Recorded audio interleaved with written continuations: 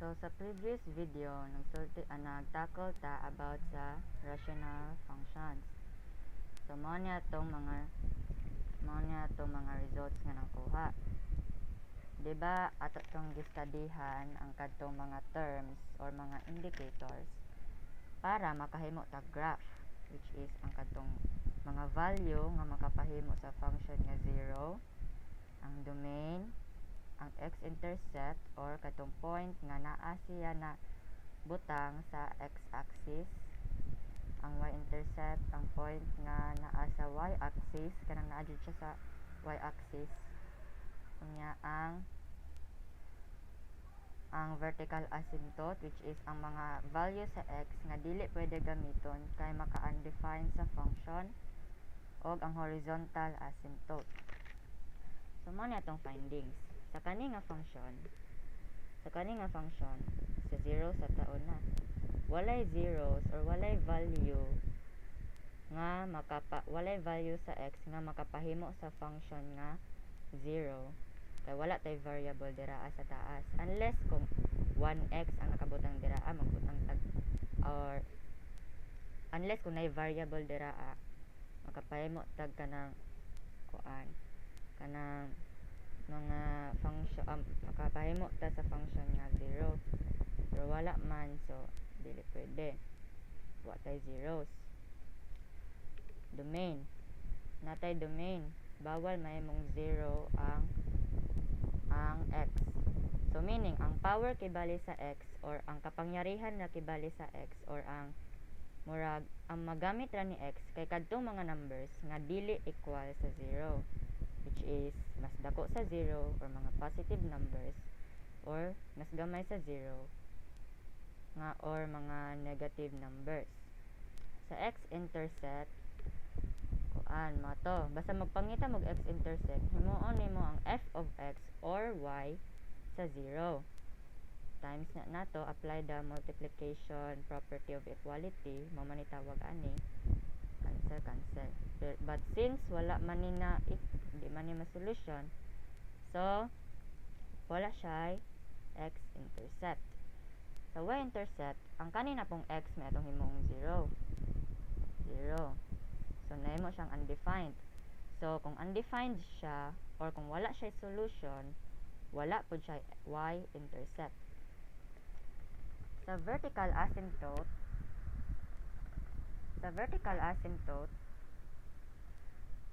ang ato rang gamiton is ang denominator. Murag i-equate ni natong denominator sa 0. So meaning ang atong x ani kay 0 man, so meaning pag i-substitute nato ang 0 dira, dili na mahimong valid ang function.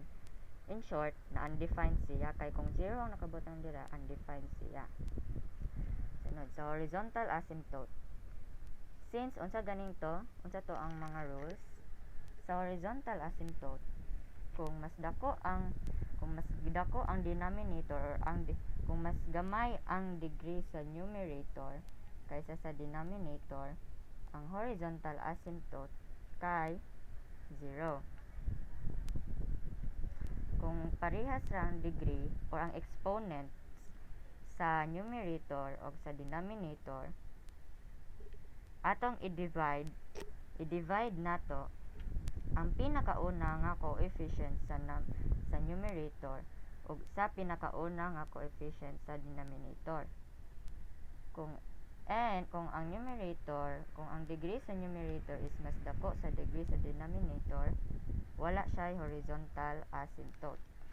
Since kani nga function sa horizontal asymptote 1/3x, where ang atong degree sa numerator, since constant raman natong numerator or number lang ang naa, basta constant ganing, automatic ang imong degree of polynomial kay 0. Kani 3x, naraba na siya imaginary nga 1 diraa, or nadyo na siya 1 diraa, pero pwede dili magbutang. 3x, natay degree of polynomial or ang exponent nga 1. Pinakadako ngayang exponent is 1. So meaning mas gamay ang degree sa numerator, mas gamay ang sa numerator, ang exponent sa numerator kaysa sa denominator. So, n is less than d. So, meaning, kung n is less than d, then atong horizontal asymptote kay 0. So, meaning, pag maghimo ta graph, di ba ang vertical asymptote, x is equals to 0. So, haman x is equals to 0, ani, haman ni mabot ng dot. Muna siya, x is equals to 0. Drawing din kag vertical line, ana, along, dira ang point. Kani pang horizontal asymptote nato, y is equals to 0. Drawing pod tag dot dira di ba dira ang y is equals to 0. Nya dira dayon, mag-drawing ta mao na siya. So, sa kaning sign table, naghimo ta og kuan, naghimo ta og mga test points, nagpili tag test points. Di ba ang atong ibutang dapat dira kay ang kadtong zeros nga makapahimo sa function, value sa function, value sa x nga makapahimo sa function nga 0. Since wala man tay zeros, so dili ta magbutang. Og ang atong vertical asymptote nga 0. So, since naaman tay vertical asymptote nga 0, so butang tag x 0.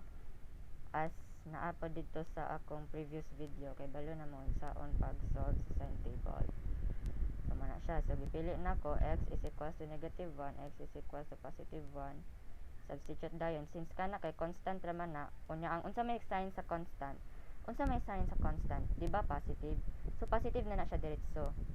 Dire na ta mag-diretso na tagkuan, dire sa substitute sa 3x sa denominator. Mao man niyang numerator, mao man na yung denominator. So, negative 1 times 3 is equals negative ra ba? So, butang kag negative dira Positive 1 times positive 3 is positive. So, positive divided by negative is negative. O positive divided by positive is positive. So, mao na siya. So, since kung kibali, kung ang atong x is negative 1, ang x na to, di ba mao na itong x-axis no? Ang x-axis na to, dira ta mo kung negative 1. Since negative man siya, dire siya sa ubos sa number sa x-axis. Kung mag-drawing ta sa graph, ana siya. So, predictable na nga atong graph is in ana. Dire pod, kung positive 1 pod ang atong x, positive man siya, so na siya sa ibabaw sa x-axis. So, ana siya, ana. Drawing din kag ana. So, predictable nga ing ana og ing ana ang atong graph. Karon, maghimo ta og table of values sa kadto nga function. So, unsa ganitong function? F of x is equals to 1 over 3x.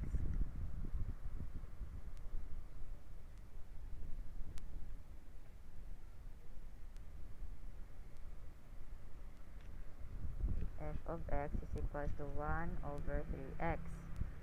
So, mao na ang atong function, ang rational function. 1 over 3x. Maghimo tag table of values. Kamatikod mo nang naa sa tunga ng mga box. Dira na ko ibutang ang kadtong value sa x nga makapahimo sa function na undefined. Unsa ganitong atong domain og atong vertical asymptote? Diba ang atong domain is ang x dapat dili mahimo og 0 ug ang atong vertical asymptote is 0. So atong ibutang dira is 0. So meaning, i-substitute na if x is equals to 0 and ang atong function is 1 over 3x, f of x, f of 0 is equals to 1 over 3 times 0 is equals f over 0 is equals to 1 over 0, which is undefined. So, butang ta dirag undefined. Then, buot din tag unsay mga number nga tong ibutang diri. Bisag pila lang good. Bisag pila lang nga number inyong ibutang dira. Nya pila pod ka buok number. So kibali magbutang ko dirag 3 ra ka buok number or mga 5 para medyo daghan. So kibali magbutang ko dirag 1. Nya magbutang po ko dirag negative 1. Na. So kung kibali, if ang akong x is equals to positive 1, f of x is equals to 1, 3x. F of 1 is equals to 1 over 3 times 1. F over 1 is equals to 1/3. So ibutang dira 1/3 para pwede pod ninyo ikuan, pwede pod ninyo 1 divided by 3. So ang answer is 0.33333. So pwede dili na siguro na but nga, pwede fraction na lang siguro kay para pag graph ninyo tama ang inyong dali ra mo makahimo sa graph. So kung ang x pod nato is equals to -1, so tong f of x is equals to 1 over 3x man gyapon. So x is equals to -1 is equals to 1 over 3 times -1. F over -1 is equals to 1 over -3 is equals to -1/3.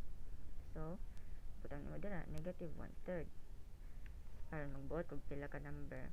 Kailangan para balance pud ang inyong pag-graph, kailangan pareha ra ka buok ang inyong numbers dira. Kay bali magbutang ko diri 5 ka numbers, 2, 3, 4, 5.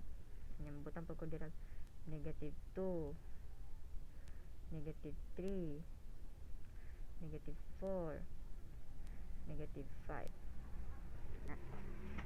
Ana siya. Solve na pud ta sa kuan 2. So x is equals to 2.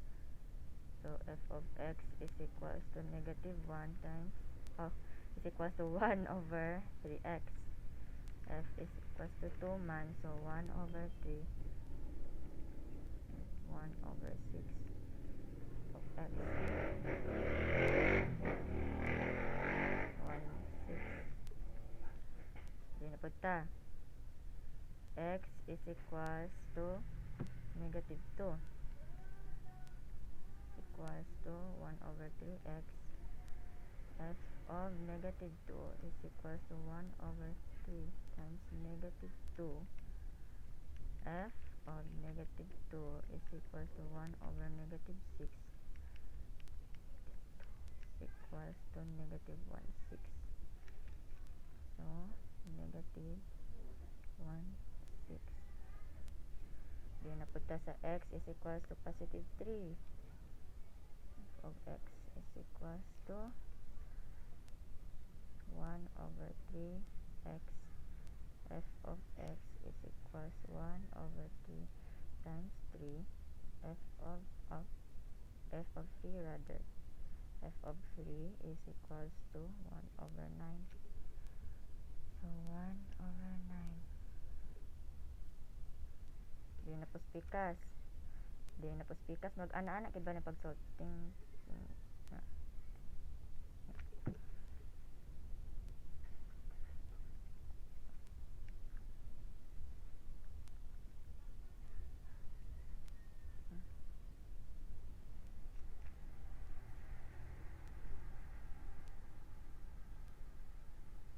Substitute the -3.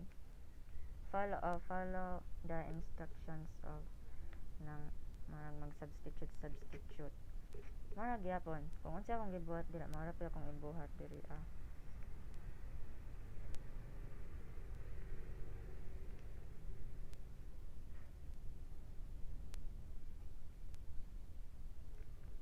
So -1 over 9.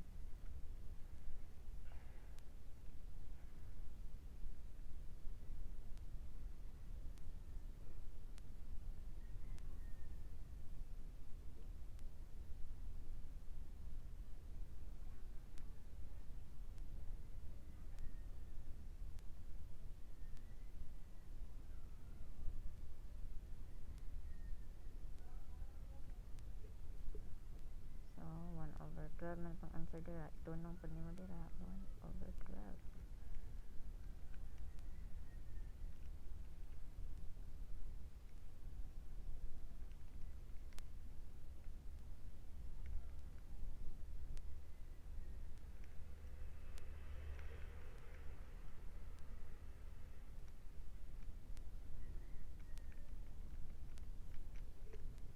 1.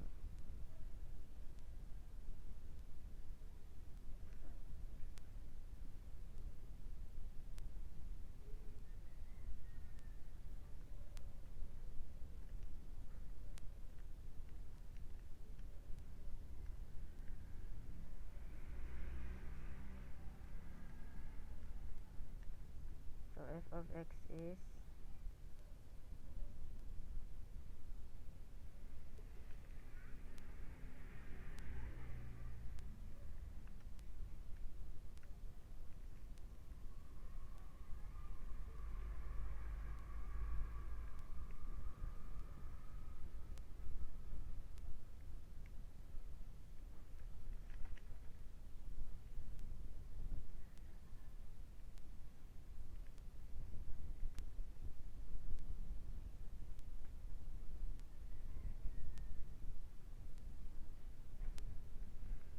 so negative 1 over 15. So this is our table of values. Maupod niya itong gamiton para makahimo ta sa graph. Mao na itong table of values.